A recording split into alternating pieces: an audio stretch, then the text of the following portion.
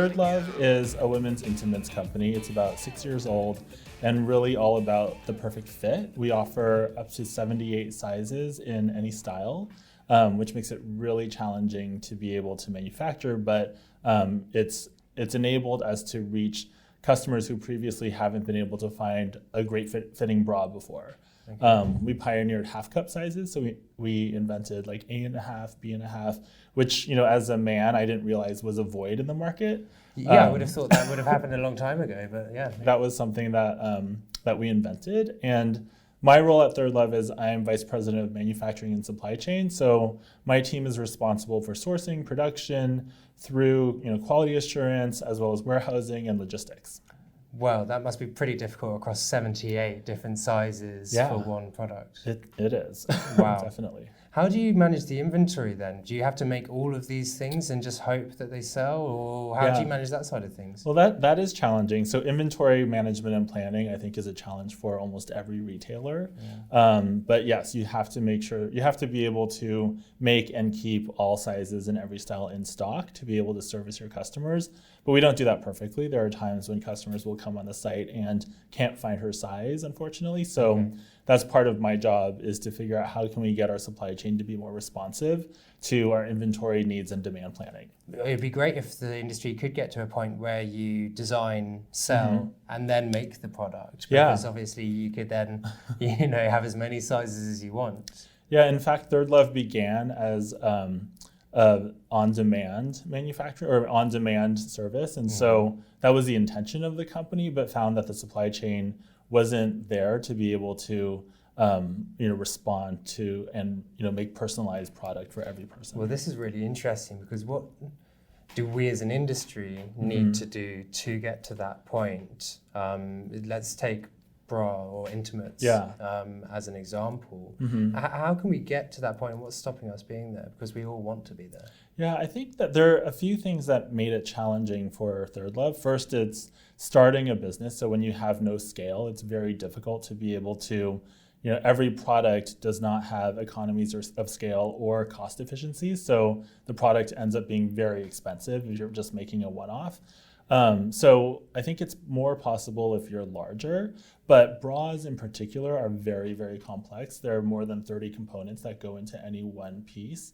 And so you have to have the supply chain ready to be able to tap into the hooks and eyes or the rings and sliders, and all of those come across different sizes as well. So it's a really complex product. And I think that a lot will have to change in the ecosystem to be able to make that a reality someday. Absolutely. What kind of things, for example? So I think you'd have to build out the infrastructure of raw materials if you wanted to manufacture in the US, for example, you don't have all of the raw materials made in the near shore. So it's really, really challenging to get high quality raw materials in this hemisphere. And then it's also challenging to get really high quality sewing talent to be able to make the product, because it's quite complex and elevated as well. Yeah. And our product is really high quality. And so, we use a proprietary memory foam that we developed. It's not like a bralette. There's a lot that goes into it. So super high quality intimates with a very technical product design and manufacturing process. Yeah, not easy. Certainly making it hard for yourselves. Yes. But obviously the light at the end of the tunnel is that excellent finished product. Yes. Yeah. And even though I've never used the product myself, the people I know who have love it and swear by it. Yeah, absolutely. So we have really delighted customers. You haven't tested it yourself? I've not. No. Bringing production is one thing, but obviously there's the raw materials, as you said, and the lack of the talent. Yeah. The skilled workers are not here because it's been phased out over decades. Is that one of the biggest challenges, to bring production back to nearshores? Yeah, I think talent and factory capabilities. So because the US in particular hasn't been manufacturing garments for decades, the trend had been to offshore overseas. There haven't been the investment in technology in US factories that there have been in other countries. And so when you go to a factory in Asia, there's a lot of technology from laser cutting machines to, the PLM systems that they use to just, it's much more automated than the factories that I've seen in the US. And so talent is one part of it, but the second part is the quality of the factories themselves and the ability to keep pace with the technological change that's happened in the industry over the past 10 to 20 years. Yeah, it's been pretty rapid, hasn't it? Yes. Yeah. And I guess you've seen that over the last 5 years as well. Yeah, definitely. So I've worked in factories in over 20 countries, done a lot of manufacturing in the US as well, or tried to. And it's very difficult based on factory capabilities as well as the local talent that is or is not available. Obviously, the industry is going through huge amounts of change at the moment. What would you put your finger on as being one of the largest changes of the last couple of years? Yeah, so I think, I've been doing this for 15, 20 years, and there definitely has been a shift from cost to speed. And, when I started in the industry, quota was still here. And so we were really in a situation when you were chasing quota and finding the lowest cost place where you could produce a certain good. And now, because of fast fashion, because of instant gratification on the consumer's part, where they expect to see something on Instagram and buy it immediately, it's much more about speed. And companies, I think, now are taking the total cost of inventory into account as well. It's not just the cost of goods, but how long does that good sit on your shelf, and what is the cost of that? What's the opportunity cost of demand that you can't meet? What's the cost of a highly promotional cycle? So there's so many more factors to cost than just your average unit cost, which was what everybody talked about 15 or 20 years ago. Yeah. So that's been one of the big changes. I think so. It's the focus on speed and setting up a supply chain to be responsive to trends. That's been a huge shift. And I don't think the supply chains in the apparel industry are quite, they're not there yet. Everybody's working on it, but there's so much work to be done still. Well, I guess that's what we're trying to do here. Yeah, absolutely. How have you found it so far at the event? Yeah, the event's been great. I think that it's rare to be able to sit in a room of your peers and talk about technology and talk about sort of the future and think about where does the business need to be to meet the needs of the future. So it's great to have this space to think and to be inspired and to meet and hear from people and all of the interesting things that they're doing in the industry. And if you're looking to the future, in the next maybe 3 to 5 years, what do you see as the biggest changes that are going to take place, whether that's a business process, whether that's a business model, or whether that's even a new technology that's going to advance? Yeah, there's a lot of talk about 3D technology here and just in the industry at large. I think that the technology still, isn't 100% there. And I think that the adoption rate is much lower than people have expected. But I think we're all trying to figure out how can we use 3D to reduce the amount of sampling that we're doing, reduce our timelines, be able to get accurate in terms of fit, be able to try different styles, and really think through flexibility in new ways. So it's pretty exciting, but I think there's still a lot of investment that needs to be done to be able to make it an everyday practice for all companies. Yeah, I would agree with that. ThirdLove, do you guys use 3D in any of your... No? No, so we currently do not use 3D technology. One of our vendors at least does and has been pushing us to try to think about it. But as a company that's only 6 years old, we're still working on very fundamental processes before making some of those investments because it's not cheap to invest in 3D software, for example. Absolutely, yeah, it needs to be done right. Yeah. How do you do right sizing without some form of 3D scan or something like that? Yeah, so fit is incredibly important, and as a brand that offers what we call the perfect fit, our technical design team is really important. We haven't used 3D technology yet. We're kind of analog in that respect, and we fit on real women. So we have fit models who are women who work for us, women in the community. We want to understand all of the the different sort of limitations of some of our component pieces. We want to understand comfort as it relates to all parts of the bra itself. And we need that feedback as well. So it's a dialogue that we enter into with our fit models to be able to achieve the perfect fit. A lot of it is psychological as well. Research shows that 80% of women are wearing the wrong fitting bra. So even if we had an avatar that told us what the perfect fit was, there's still a tremendous amount of education that needs to happen before we could psychologically meet her needs as well. Yeah. And so, I just can't underestimate, or I can't say enough how important that dialogue is, because perfect fit for someone may not actually mean the perfect fitting garment, but what's perfect for her to be able to feel confident and forget that she's wearing a bra. It's a personalized experience, and it's an intimate experience as well for women. I mean, I kind of feel a bit weird, two guys sitting here talking about bra sizes. I know, but that's me every day. Yeah, exactly. You're certainly more qualified than I am, that's for sure. Talk to me a little bit about AI and machine learning and how that directly impacts the situation. Yeah, so one of the tools that we use at ThirdLove is our Fit Finder tool, and it's the front end tool that when a new customer comes to the website, she can take a really quick quiz, and then we'll tell her what the perfect size and style bra is for her. And so that's primarily where we've used machine learning. We have millions of data points, which helps to feed the machine to be able to get smarter and smarter. And then it can then predict what the most successful bra style and size will be for that customer. Interesting. So that's actually how we were able to sort of grow our size offering. And that has an impact on the supply chain, obviously, because as you're bringing in more sizes, especially on the fringe sizes where you're not bringing in the same number of units as your core sizes, it does have an impact on your manufacturing.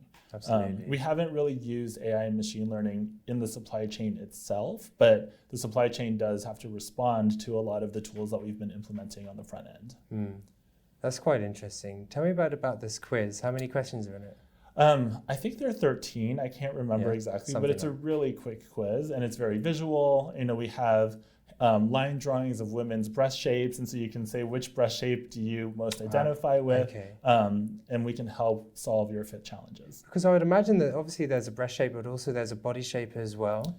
Yeah, and I think there is, but I think that when it comes to a bra, it's really much more about the breast shape and less about your total body. I'll defer to you on that, for sure. What can other industries learn from the fashion industry, do you feel? Yeah, I think that's a great question. I've been thinking about, what is the fashion industry doing that's new and different and innovative? I think it's almost, in my opinion, we're going back to our roots. In the 1800s and before, you wouldn't wear a different outfit every day, and you'd have high quality garments that withstood the test of time, things that you could pass down to the next generation. I think that there's a new appreciation for quality in the apparel industry, and you see that in the secondhand market. You see that with the RealReal, you see that with rental services.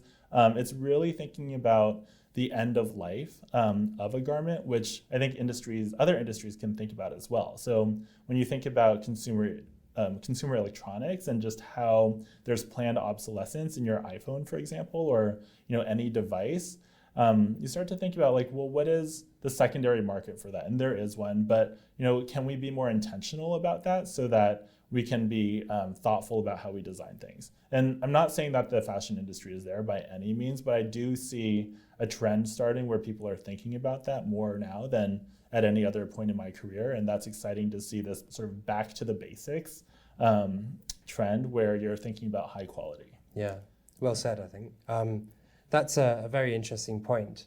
The iPhone, I like that phrase, planned obsolescence. It's, of course, there's a market for everything of end of life, but the intention is for every year you upgrade. Yeah, that's the intention. And it's I think what we'll see is that people will probably start to react to the consumer electronics industry the same way that they've been reacting to the fashion industry in recent times. Because there's been a massive backlash about how the fashion industry operates. Certainly we've seen that a lot in the UK, and I know that there have been lots of stories in the US about more prevalence of people realizing how big a polluter it is as an industry.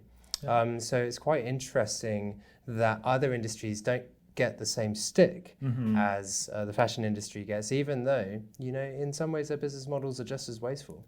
Yeah, I've thought that for many years, and I remember when I first started working in the industry, the company where I worked, our vice president of social responsibility said, I often go to cocktail parties and people say, hey, you know, I can't support your brand because I know that there's exploitation in the supply chain, that the workers who are making it aren't paid fairly. And he would say, well, you know, we're working on making things better, but have you ever thought about how this table is made or how that pencil is made? There are similar issues in all supply chains, but for whatever reason, the apparel industry has had a heightened, you know, spotlight on it to be able to, you know, to expose and also to fix these issues. I think the Rana Plaza disaster changed things a little bit in that regard, which is a terrible thing, but maybe there's some, you know, light through that dark cloud. Yeah, I think that the Rana Plaza disaster and the efforts of the Accord and the Alliance in the subsequent 5 years helped to improve the situation in Bangladesh, but there's still so much more work to be done. I don't think the 5 years was sufficient. I know that factories have improved. I've seen it in the course of my career in the last 5 years or 6 years specifically, but there's still a lot of work in Bangladesh and beyond that needs to happen to improve lives of workers. Absolutely. Do you think that technology can help to do that? I think technology can help when it comes to worker rights because of basic transparency. So what struck me in all my travels is that everybody has a mobile phone, and that wasn't true 10 years ago. Every worker has a mobile phone. And so how do we use technology, whether it's the phone or something else, to harness those experiences and to make that known to managers, to brands, to consumers? You know, here's exactly what's happening at the factory.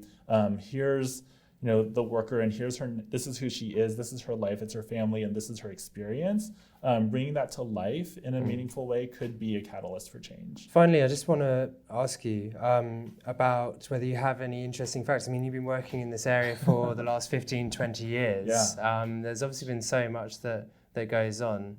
Don't worry if you don't, that's fine. But I just wanted to know if you had any sort of interesting facts or anecdotes about the fashion industry, because we're trying to collate some. At one company where I worked, we were trying to estimate the impact on the people in a factory and realize that for one pair of jeans, about 150 people touched that one pair of jeans in the factory. That's not counting the other subcontracting and processing that happens outside of the factory. Wow.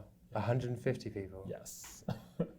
It's it is quite staggering, you know, all the facts about how clothes are made. It's interesting that you said earlier on that we're going to go back to our roots. Yeah, and I think that there's still opportunity to do that. So one of our best-selling laces is knit in the US, in Florida actually, and my team went to visit the mill, and one of the things that the team came back that was really, they were impressed by is how much people care. And so there's still a community that takes a lot of pride in the craftsmanship and the artistry of textile manufacturing and clothing manufacturing. And it's something that I think we need to amplify and to talk about more, because the people who, they're family-run businesses that have been doing this for generations. There's a lot of pride there and a lot that I think brands could start to message in order to play that up. There's a heritage that I think brands could really take advantage of. You're absolutely right. There's so much craftsmanship in creating an apparel product. You know, as you said, it took 150 people just to touch a pair of jeans just to get them made in the factory. You know, it takes a lot of work, and it's a highly skilled and highly technical product. It is. And you know, people don't talk about it enough, as you were saying. Yeah, I think people don't talk about it, and your consumer doesn't appreciate it. They don't know about it, so they don't realize that this piece of clothing that they might otherwise throw away, really somebody put their heart and soul into it to make sure it was as perfect as possible. Yeah, and they think, well, $30 or $18. Yeah. Take the $18. Yeah. I mean, it's hard to argue with that, though. Yeah, I know, but you guys are a high-end intimates brand. Yeah. So you have to try and get that point across. So how do you try and do that? Yeah, so at ThirdLove, you know, we are a premium price product, and it's really about investing in perfect fit, investing in your comfort, investing in your confidence. We know that, you know, it's a higher quality product. We take so much care in developing our proprietary memory foam, selecting the world's best fabrics, and we try to share that with our consumers so she knows that she's paying for something special and something that's going to last. Absolutely. Yeah. Well, all the best to you, Marcus. I want to just thank you for coming and joining us today. Appreciate it. Thank you. Thank you.